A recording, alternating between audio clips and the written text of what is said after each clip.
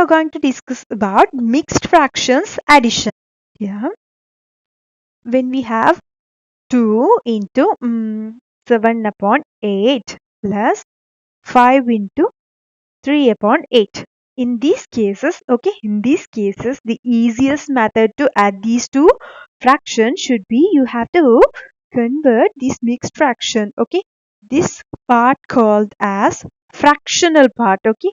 Fractional part of the mixed fraction. This is our fractional part. The number here, okay, the number before this fraction part, this is called as whole number, okay, whole part. That means this is a whole number and the remaining should be fractional part in a mixed fraction. While we add two mixed fraction, you should add your two whole numbers. That means 2 should be added with this 5. Okay. 2 and 5 are the whole parts. You have to add these two plus you have to add the remaining two fractions. Okay. Remaining two fractions. Task is very easy. First of all, we added the whole parts. Then we added the fractional parts. Let's add 2 plus 3 is 7 directly plus here the denominators are same now. Okay. The denominators are same. So in this case 8, okay,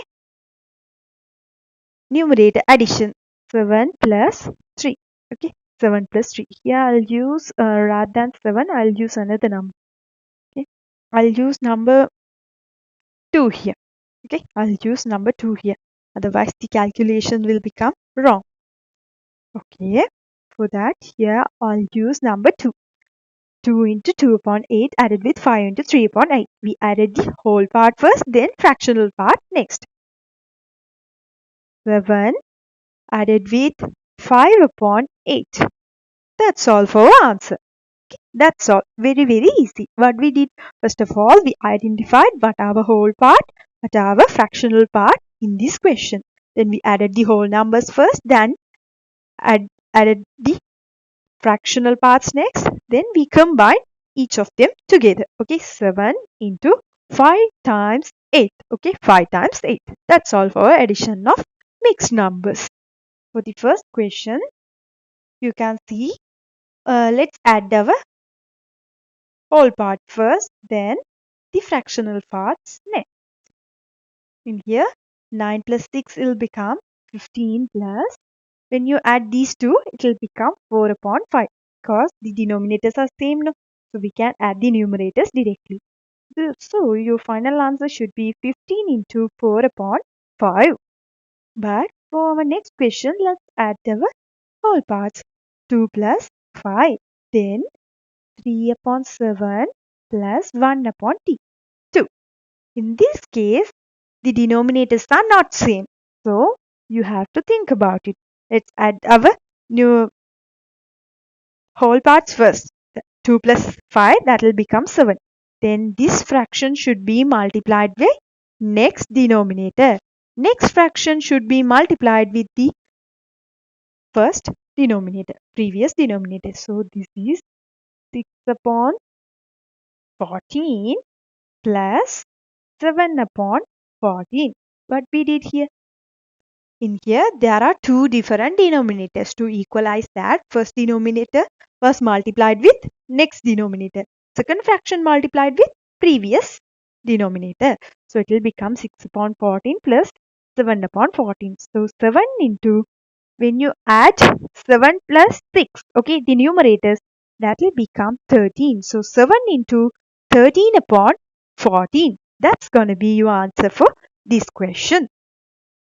In these two questions, here you can see, let's add our whole parts. That means 11 plus 3 plus remaining fractional parts. 1 upon 3 plus 1 upon 4. Then 11 plus 3, it will become 14. So while we need to add two different denominated fractions, you have to get the equivalent fraction. So the first fraction should be multiplied with next denominator. Next fraction should be multiplied with the previous denominator. So it will become 3 upon 12 plus 4 upon 12. 4 upon 12. Then 14 into 7 upon 12. 7 upon 12. When you add these two fractions, 12 is your common denominator, and when you add your numerators, that will become 7 upon 12. Okay. Then let's try for our next question. Okay. In that case, 7 plus 5 are our whole parts plus 6 upon 9 plus 2 upon 3. Okay. 7 plus 5 is 12 plus the first fraction here, rather than multiplying both of these fractions, okay, when you multiply both of these fractions, also correct, okay, otherwise you can, here you can see the denominator is 9. When we multiply the second fraction only by using number 3, okay, when we multiply only the second fraction by 3, 6 upon 9 plus this one also will become 6 upon 9. Then in this question you can see 12 we converted only. Okay, I'll explain this question by using two methods. Try to understand both of those methods. First, fractions denominator is 9. No, 9. So we can take the smallest denominator is, there is any possibilities to convert 3 to 9. Yeah, there is a possibility. When we multiply the second fraction by using number 3, that denominator will become 9. Likewise, 12 plus, here you can see 6 and 6. Okay, 6, 6. So that will become 12 upon 9. Okay, 12 upon 9. Then other method also possible. Then you can indicate it by using the conversion. Okay, that's easy. Then, okay, look at this question. When you convert both of these multiplicants, okay, 7 plus 5, that will become 12 plus the first fraction was multiplied by next denominator. That means that will become something like this, plus second fraction will be multiplied with the previous denominator, that is 9. Okay, that should be 9. When you do your question by using that method, 12 plus 18 upon 27 plus again 18 upon 27. 18 upon 27. So finally your answer should be 12 plus, okay, 36 upon 27. Okay, 36 upon 27. You can add this one directly.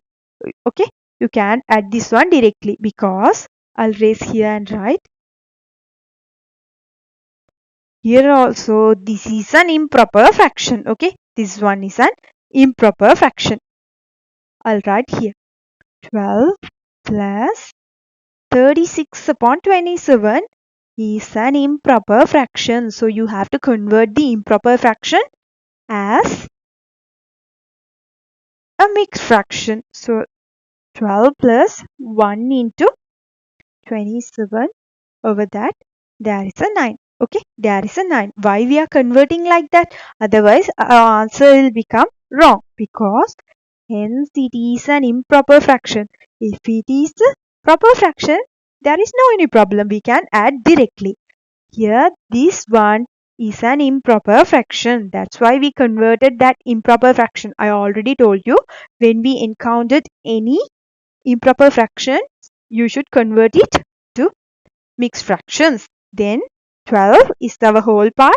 Here there is another whole part.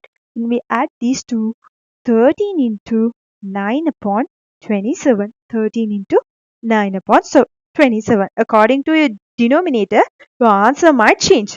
But this is the way you should follow while you are encountering with the improper fractions while addition.